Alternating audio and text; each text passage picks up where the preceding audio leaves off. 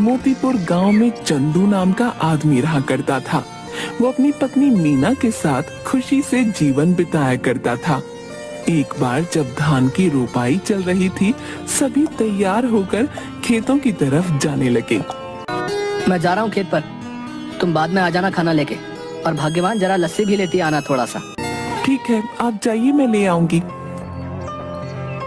चंदू खेत में पहुंचता है, थोड़ी देर काम करता है, तभी खेतों की मेड़ों पर दो आदमी चल रहे होते हैं। उनमें से एक आदमी छाता लेकर चल रहा होता है। जमींदार करोड़ी मल और उनका मुंशी बाबूलाल। साहब, यह है चंदू, सुना है इसकी फसल बहुत अच्छी निकलती है। इस बार 8 बोरी चावल के लिए इसे बोल देते हैं। करीब है, 2 पैसा कमा लेगा तो दुआ ही देगा। ठीक है बाबूलाल, जाके इसे बता दो। जी मालिक। अरे ओ चंदू, सुन तो, जमींदार साहब तुझसे मिलना चाहते हैं। मुझसे मिलना चाहते हैं? क्यों? अरे वो तेरी फसल खरीदना चाहते हैं, जा जल्दी जा। जी जमींदार साहब। आओ चंदू आओ, सुना है तुम्हारी फसल बहुत अच्छी होती है। क्या इस बार की फसल तुम हमें बेचना चाहोगे? बाजार के दाम से अच्छा दाम दे दूंगा। ये तो हमारे लिए खुशी की बात है साहब। तो फिर ठीक है, जिस दिन फसल ठीक से तैयार हो जाएगी हमें बता देना, हम आदमियों को भिजवा देंगे। तुम्हारी फसल काटने में वो सब तुम्हारी मदद करेंगे और तुम्हारे घर पर पैसे भिजवा देंगे। सुनिए जी, आ जाइए, आपके लिए खाना लेकर आई हूँ, और हाँ, साथ में लस्सी भी लाई हूँ। इसके बाद चंदू मीना के पास पहुँच जाता है। लाओ लाओ, बड़ी भूख लगी है। लीजिए। मीना, जमींदार जी आए थे, जानती हो उन्होंने क्या कहा? क्या कहा? उन्होंने कहा कि वो हमारी इस बार की फसल खरीदना चाहते हैं और बाजार से अच्छे दाम भी देंगे। ये तो बड़ी खुशी की बात है। ये सब माता रानी की कृपा से हुआ है। मैं कहती थी ना, एक दिन सब ठीक हो जाएगा। माता रानी करे ऐसा ही हो। इसके बाद दोनों घर चले जाते हैं। इसके बाद चंदू सो जाता है। चंदू शाम को उठा और घर के आंगन में लगी क्यारी से सब्जियां निकाली। मैं ये सब्जी बेच के आता हूँ, ठीक है? सुनिए, आप समय से आ जाइएगा, रात होने से पहले। ठीक है। उसके बाद मंडी में सब्जियां बेचकर वापस आते वक्त एक मछली के ठेले के पास। मछली कैसे दे रहे हो भाई? भाई चंदू सुनो, तुम ये दोनों ले जाओ 100 रुपए में, मुझे जरा जल्दी घर जाना है। ये लो भाई 100 रुपए। आज मीना को कहूँगा मछली के गर्मा गर्म पकौड़े खिला दे। चंदू घर पहुंचा। अरे ओ मीना, कहाँ हो?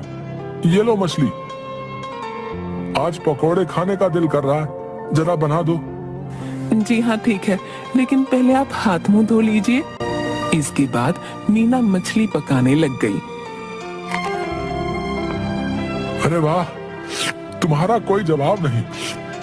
आहा, क्या पकौड़े बनाए हैं, वाह वाह वाह। इसी तरह कई महीने बीत गए। चंदू के खेतों में सोने की तरह चमकने वाली फसल तैयार हो गई।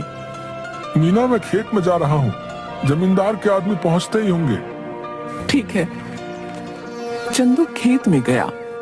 चल चंदू, तैयार हो जा, बहुत काम करना बाकी है आज। जमींदार के आदमी वहाँ पहुँच गए। चलिए सब काम पर लग जाते हैं, सेठ ने कहा है जल्दी से सारा काम निपटा कर फसल चंदू के घर पहुंचा देना। सबने मिलकर फसल काटी और 8 बोरियां तैयार कर दी। तभी वहाँ मीना आई। ये क्या, इतनी जल्दी काम भी हो गया? मीना, इसीलिए तो कहते हैं कि एकता में बल है। जो काम मैं अकेला 2 दिन में करता, वो हम 4 लोगों ने मिलकर कुछ ही टाइम में कर दिया। इसके बाद सबने मिलकर बोरियां चंदू के घर तक पहुंचा दी। हम सब कल आके ये बोरियां सेठ के घर ले जाएंगे। चलिए हम चलते हैं। चलो, आज का काम भी खत्म हुआ, बस अब कल का इंतजार है। उसने सारी बोरियां घर में रख दी। तभी आधी रात को चंदू के घर के बाहर कुछ चोर बात करते हुए। सुनो सबके सब, ध्यान से घुसना, अगर हम खाली हाथ लौटे तो सरदार हमें छोड़ेंगे नहीं। सब धीरे धीरे चंदू के घर से सारी बोरियां चुरा कर ले गए। अगली सुबह चंदू की बीवी, सुनिए जी, उठिए, देखिए क्या हो गया। क्या हो गया? चंदू उठिए, उठिए ना। क्या बात है भाग्यवान, ऐसा क्या हो गया जो तुमने सारा घर सर पर उठा लिया है? गोदाम से सारी बोरियां चोरी हो गई हैं। क्या चोरी? कहाँ पे? गोदाम में आइए और खुद ही देख लीजिए। हे भगवान, ये क्या हो गया? जमींदार जी के आदमी कभी भी आ सकते हैं। माता रानी, मैंने किसी के साथ कुछ बुरा नहीं किया, फिर भी मेरे साथ ही क्यों? चंदू घर की सीढ़ियों पर बैठ जाता है। चंदू की आंखों से आंसू आ रहे थे। तभी वहां जमींदार के आदमी आ गए। अरे भाई चंदू, बोरियां तैयार है ना? नहीं भाई, कल रात को ही किसी ने अनाज की बोरियां चोरी कर ली हैं। ये क्या कह रहे हैं भाई? जमींदार जी कहीं गुस्सा ना हो जाए। तुम तो उनका गुस्सा जानते हो ना। चलो उनसे बात तो करनी ही पड़ेगी। चलो अब। चंदू बाबूलाल के साथ जमींदार के घर गया। क्या चंदू, तुम सब खाली हाथ क्यों आ रहे हो?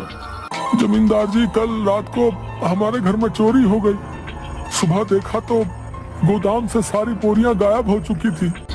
कहीं तुमने किसी और को तो बेहतर दाम के चक्कर में नहीं बेच दी? नहीं जमींदार जी, मैं सच कह रहा हूँ। सेठ जी, एक ही गांव में रहना है हम सब ने। भला झूठ बोल के कितने दिन बच पाऊंगा? ठीक है, लेकिन अगर मुझे पता चला कि तुमने किसी और को दिया है, तब देखना कि मैं क्या करता हूँ।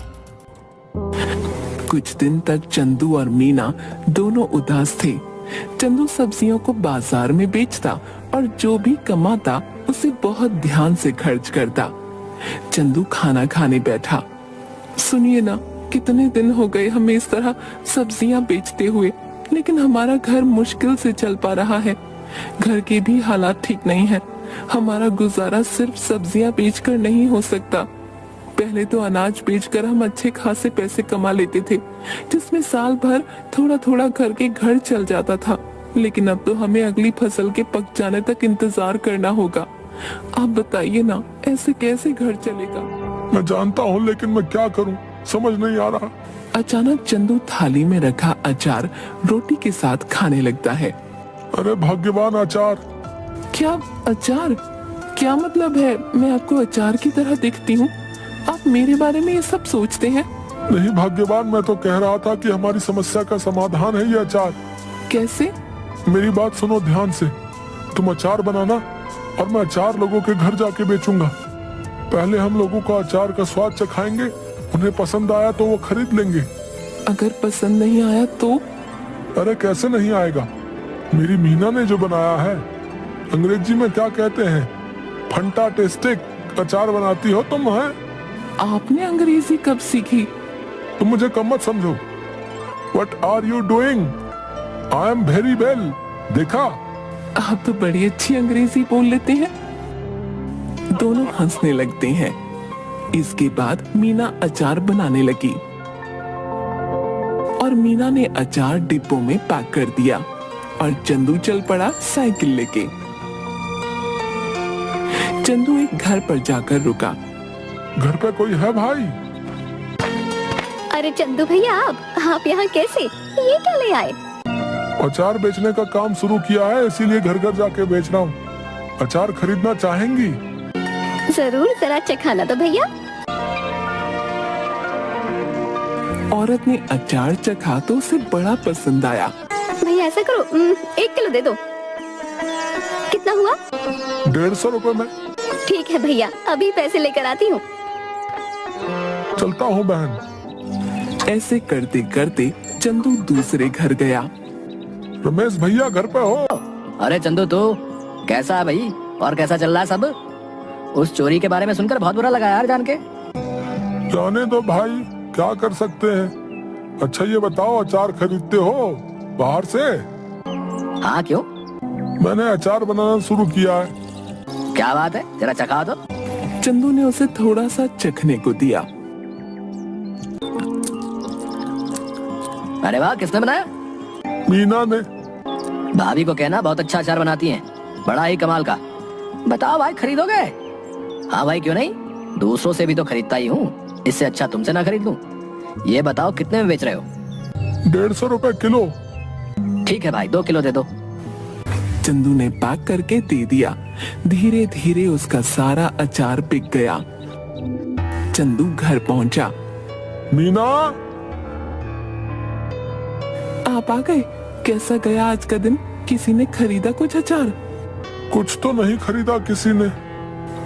मैंने कहा था ना, मेरा अचार इतना भी खास नहीं है। आपका विचार ही गलत था इसे बेचने का। पूरी बात तो सुन लो। लोगों ने कुछ नहीं, सब कुछ खरीद लिया, देखो जाकर टोकरी में। मीना टोकरी के पास गई। उसने देखा कि टोकरी तो खाली है, यानी कि सारा का सारा अचार बिक गया। मीना बहुत खुश हुई। अब बस तुम ऐसे ही बनाते रहो और मैं घर घर जाकर बेचता रहूंगा। मैं कहती हूँ ना, आप ऐसा करिए, पास के गांव में भी बेचना शुरू करिए। क्या पता वहाँ के लोगों को थोड़ा बहुत पसंद आ जाए। अब हम जितनी जगह जाकर बेचेंगे उतना ही तो हमारा फायदा होगा ना। कल से आप थोड़ा और अधिक अचार लेकर जाना और दूर दूर के गांव तक भी जाना। ठीक कहा तुमने, मैं ऐसा ही करूंगा। कल से तुम ज्यादा से ज्यादा अचार बनाना शुरू करना। आप एक हफ्ते रुक जाइए, एक हफ्ते में बहुत सारा अचार बनाकर तैयार कर दूंगी। उसके बाद आप बेचना शुरू कर देना, क्योंकि अचार पकने में भी तो समय लगता है ना। ठीक है, तब तक मैं सब्जियां बेच दिया करूंगा। इससे हमारा घर भी चलेगा और हमें नुकसान भी नहीं होगा। इसके बाद मीना अचार बनाना शुरू कर देती है और कुछ दिनों तक चंदू बाजार में सब्जियां बेचता है। कुछ दिनों में अचार तैयार हो जाता है और चंदू भी बेचना शुरू कर देता है। इस बार चंदू दूर के गांव में जाता है और अचार बेचना शुरू कर देता है। अब धीरे धीरे करके मीना का बनाया हुआ अचार सभी जगह लोकप्रिय हो जाता है। इसके बाद चंदू एक दुकान भी खोल लेता है। अब जो भी ग्राहक आता उसकी दुकान पर ही जाता। एक दिन वहां से गुजरते हुए जमींदार जी की नजर चंदू की दुकान पर पड़ी। क्या बात है चंदू, तुम्हारी तो दुकान चल पड़ी। जरा अचार तो चखाना। सुना है तुम्हारी दुकान का अचार सभी को बहुत पसंद आ रहा है। ये तो सबका प्यार है जमींदार साहब। ये लीजिए, आप इसे चख लीजिए।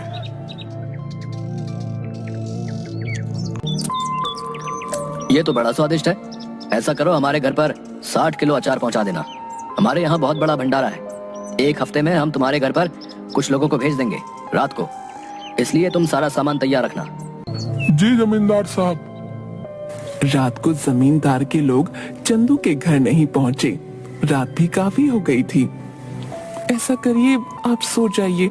अगर कोई आया तो हमें पता चल ही जाएगा, तब उठकर उनका सामान उन्हें दे देंगे। तुम ठीक कहती हो, सो जाना चाहिए। क्या पता वो आज ना आए। चलो सो जाते हैं। अगले दिन जब चंदू और मीना उठे तो घर में फिर से चोरी हो चुकी थी। इस बार चोरी अचार की हुई थी। सुनिए, घर में फिर से चोरी हो गई है। किसी ने इस बार हमारा रखा हुआ अचार चुरा लिया। चंदू उठा और जाकर अचार जहाँ रखा था वहाँ देखने लगा। मैं जमींदार साहब को बता कर आता हूँ। उन्हें कहीं और से पता चलेगा तो कहीं वो गुस्सा ना हो जाए। ठीक है, आप संभाल लेना सब कुछ इस बार। चंदू जमींदार साहब के घर गया। जमींदार साहब, इस बार फिर से आपके लिए जो हमने अचार तैयार किया था वो चोरी हो गया। ये हमेशा मेरे साथ ही क्यों हो रहा है? मैं तुमसे कुछ भी मंगाता हूँ और वो तुम्हारे घर में चोरी हो जाता है। मुझे लगता है तुम मुझे अपना सामान बेचना ही नहीं चाहते। ठीक है, मैं भी नहीं खरीदूंगा आज के बाद तुम्हारा कोई सामान। जाओ। ऐसी बात नहीं है जमींदार साहब, अब खुद ही सोचिए, मैं आपसे दुश्मनी क्यों मोल लूंगा। आप चिंता मत करिए, मैं आपके लिए दोबारा से 60 किलो का अचार तैयार करता हूँ। ठीक है, अगर इस बार कुछ हुआ तब देख लेना। चंदू अपने घर गया और सोचने लगा कि अब इस चोर को कैसे रोके। इस बार चंदू ने बहुत सारे मटकों को एक जगह पर रखा और चला गया। अचानक आधी रात को आवाज आई। सारे के सारे चोर दर्द से चिल्ला रहे थे। अब जैसे ही चंदू उस कमरे में गया जहाँ पर अचार रखा हुआ था, तो वहाँ देखा सारे के सारे चोर जमीन में लेटकर चिल्ला रहे थे और अपनी आंखें मल रहे थे। ये क्या कर दिया? कोई बचाओ हमें। पानी पानी दो हमें कोई। अरे हमारी आंखें जल रही हैं। अब आया ना मजा? मेरे घर में जैसे तुम्हें आदत ही पड़ गई है चोरी करने की। क्या मजा आता है तुम्हें ये करके? है इतना दिमाग चोरी में लगाते हो, कुछ और कर लेते ना, अभी तो चैन से अपनी जिंदगी बिता रहे होते। पर नहीं, तुम्हें तो चोरी ही करनी है। लो करो अब चलो बताओ, क्यों कर रहे थे चोरी? ये सब हम अपनी मर्जी से नहीं कर रहे थे। हमें सब करने के लिए बाबूलाल ने कहा था। क्या बाबूलाल? भला उसे क्या जरूरत पड़ गई? ये तो मुझे नहीं पता। आप हमें माफ कर दीजिए। अब पुलिस को मत बुलाना बस। ठीक है, नहीं बुलाऊंगा, पर मेरी एक शर्त है। अगर गांव में तुमने दोबारा कभी चोरी की तो मैं बाबूलाल की मदद लेकर तुम्हें पुलिस के हवाले दूंगा।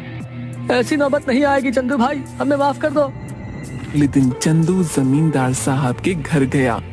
उसने जमींदार साहब को सारी बातें बता दी। जमींदार साहब, ये बाबूलाल ही है जिसने आज तक हमारे घर में चोरियां करवाई हैं। तुम कैसे कह सकते हो कि सारी चोरियां बाबूलाल ने ही कराई हैं? क्योंकि कल मैंने खाली मटके गोदाम में रखवाए थे और दरवाजे के ऊपर मिर्च की थाली रखवा दी थी।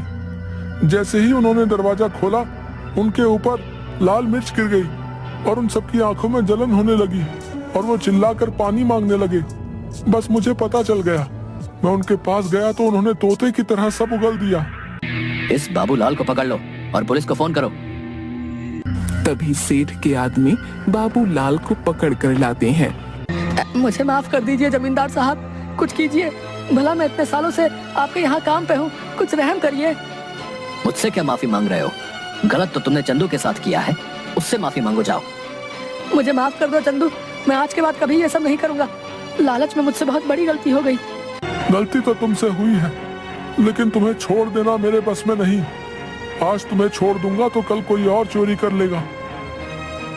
उनके पास एक सबक जाना चाहिए कि जैसा करोगे वैसा भरोगे, इसलिए मुझसे किसी चीज की उम्मीद मत रखो। तभी तो पुलिस वाले आकर बाबूलाल को गिरफ्तार करके ले जाते हैं। भाइयों, अचार ले आओ। बहुत सारे आदमी अचार के भरे मटके ले आए। ये लीजिए जमींदार साहब, इस बार आपके घर में हमारा सामान आखिरकार पहुंच ही गया। ये लो तुम्हारे पैसे चंदू। तुम सच में ईमानदार और मेहनती किसान हो, हमें तुम पर नाज है। आपका बहुत शुक्रिया सेठ जी। चलिए अब मैं चलता हूँ। और चंदू का काम बहुत अच्छे से चलने लगा।